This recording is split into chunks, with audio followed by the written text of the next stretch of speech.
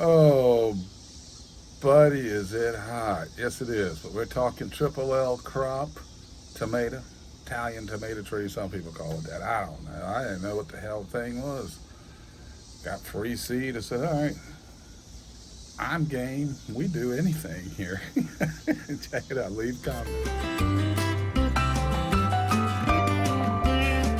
All right, so there she blows. We used a dead crabapple tree, and from seed we put 6 triple L crop tomatoes, also known as an Italian tomato tree. This one's split and it's got ants running on it, so we're gonna pull him today. Um, those were the only 2 we saw. And that one, by the way, everything's an experiment, you guys. This is Jules' gardening. We experiment. This one's in a container.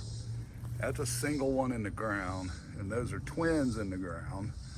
And then there's 2 on the back side, which gets much less sun. However, this one is producing. There's one under there. I don't want to break that stem. There's a couple more. There's a couple more. And let's see. You see that one right there? They are everywhere. There's a couple ones. Let's see. Here we go. So, shade. Mostly shade, I guess you'd say, or more shade. Doesn't seem to matter to this bad boy.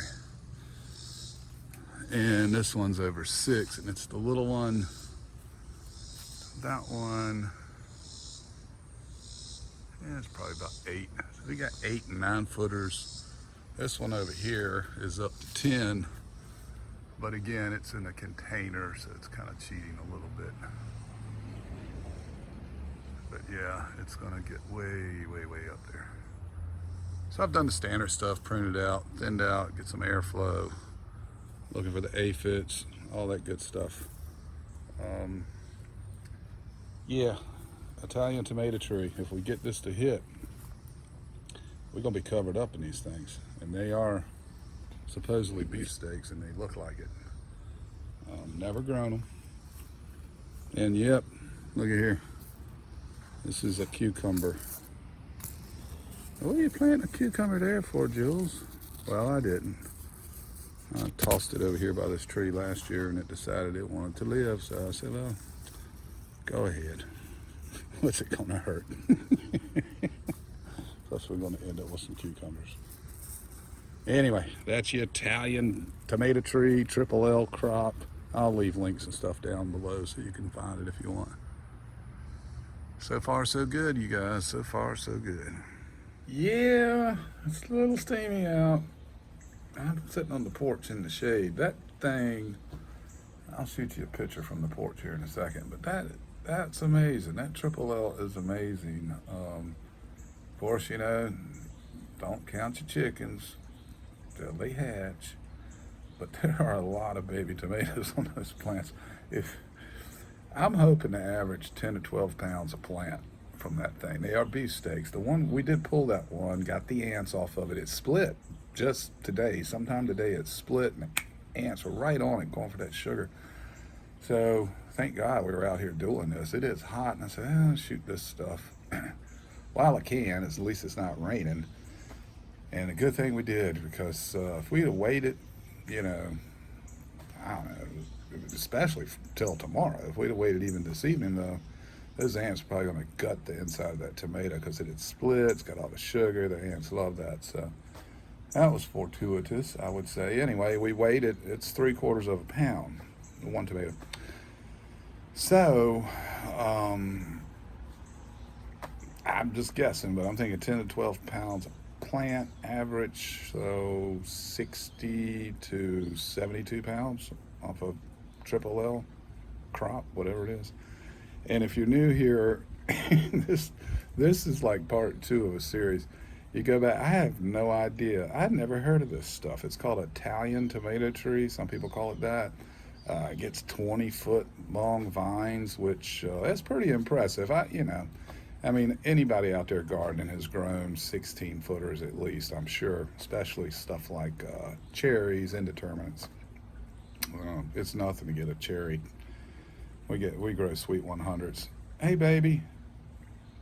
I'm sorry, give me a second. My cardinal just showed up. She's ready to eat. She's getting some leftover shells of sunflower seed. Here, hold on a second. What's up, girl?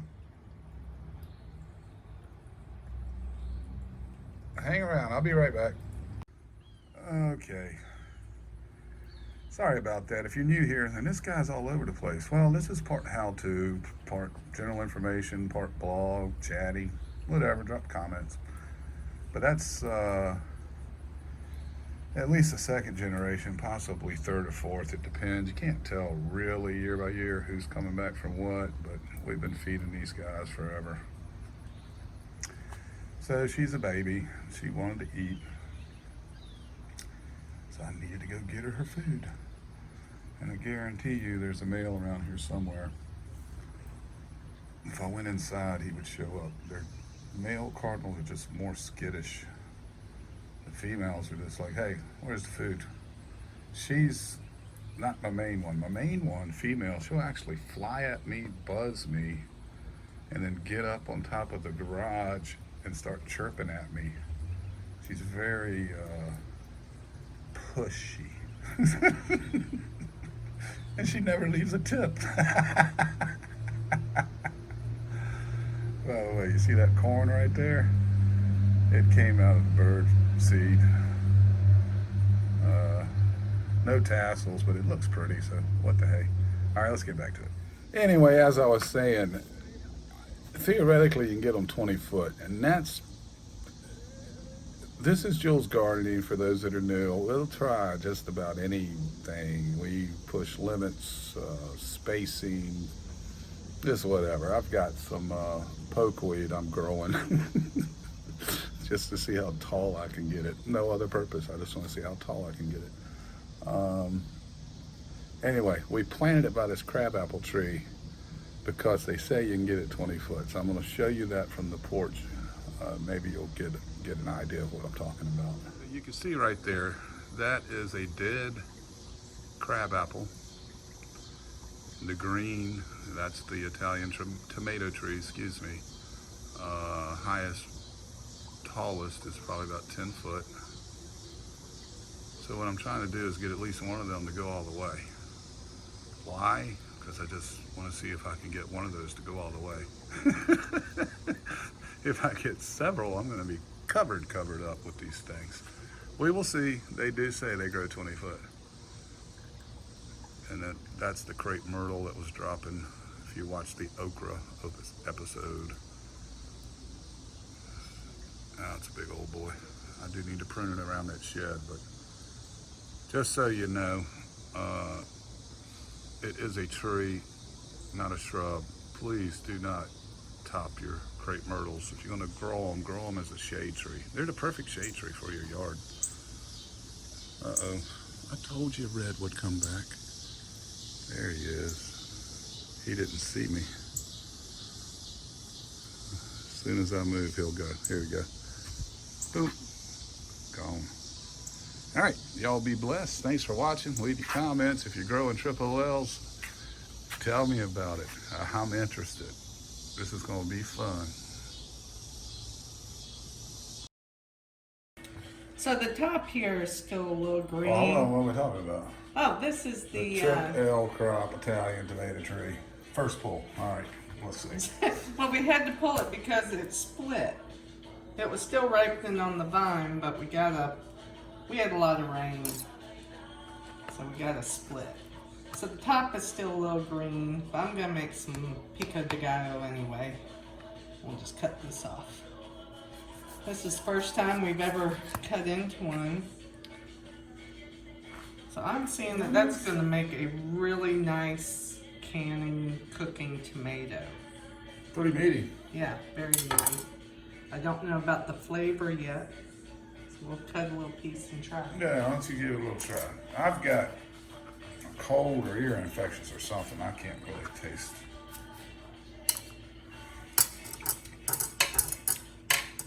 Cooking tomato.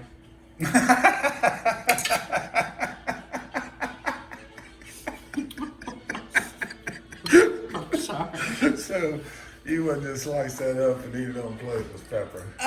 Maybe if it was riper, but it's there's not a lot of flavor. Well, yeah, we did. Again, it's split, so we had really no choice, or it was going to rot on the windowsill. I think it will make good salsa. It's got it's acidic, not a sweet. Mm-hmm. It's acidic. Okay. But again, it's also not super ripe. So. Yeah, well, that's yeah. I wouldn't judge yet until we get one that's actually ripe. But I'm going Completely ripe. I'm going to be happy. That one is celebrity, and I'm going to go ahead and add that to the salsa. That is right. But yeah, that looks really good. I think that's going to be great for dicing and canning. Well, it's extremely meaty. There's hardly any seed to it, so I think that's going to be fabulous for canning. Why don't you take a bite off of that side? Maybe it's not That looks like a nice little wedge on a little iceberg salad there, house salad. Same thing. Mm-hmm. Mm-hmm. Oh well. Guess we'll be canning with them. I need canning tomato. Yeah, it's a really gorgeous tomato. Cool. Cool. 2, 1. So what do you think? Looks like very nice for salsa. Yeah, it dices up really nice. As you can see, there is not a lot of liquid. Mm-hmm. So I would think it'd be a good cooking tomato for sauce. Maybe. Gotcha. You know, I mean, it's as far not as watery. cubing it for salsa, this is like Yes. ideal. Nice little chops. Mix in a little Cherokee to purple. Add some flavor. All right, so in contrast, Chef Beth is now slicing up Celebrity, same style, cubing it up for salsa. And you can see all of this water that's coming out. Now this is a very ripe tomato, but still there's a distinct difference. I guess you would say that's going to be nice and juicy. So, yeah, it's all a matter of preference, of course, but you could tell the first one, and again, that thing wasn't completely ripe, so this really isn't the best comparative test, I would say. You got one that's overly ripe and one that wasn't quite finished ripening, but there does appear to be somewhat of a difference. Obviously, the Celebrity is a little bit more seedy. But it's still, the Celebrity is a good, versatile tomato, I guess you'd say. Yeah. Right? I mean, you can kind of use it like a Cherokee Purple, or you could use it for canning or whatever. It's very good either way. And salsa, of course. These, the Cherokee Purples, I just eat them. The sugar content in the Cherokee is probably twice that of. You think that's why I love them so much? Yes, I do. I think that's just they're so good. Mm-hmm.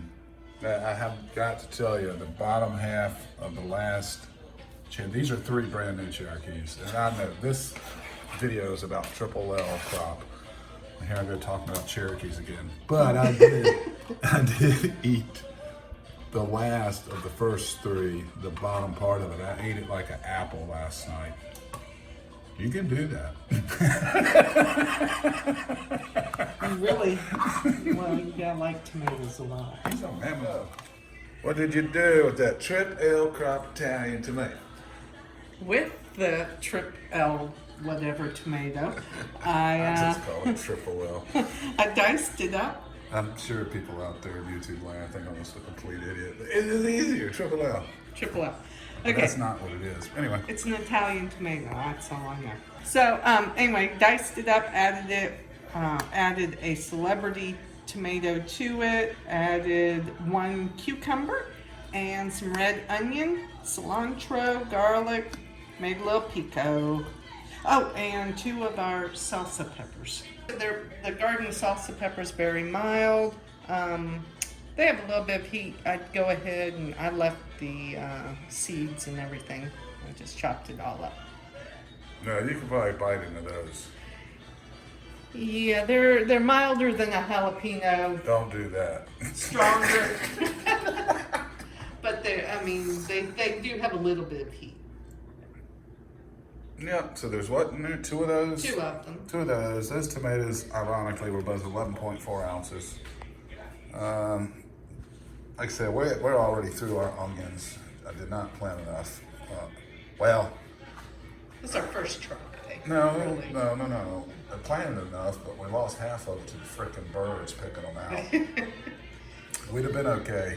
I think we had like 60 down, ended up with 30. Just didn't accommodate for that. So we know we had to plant more in this yard.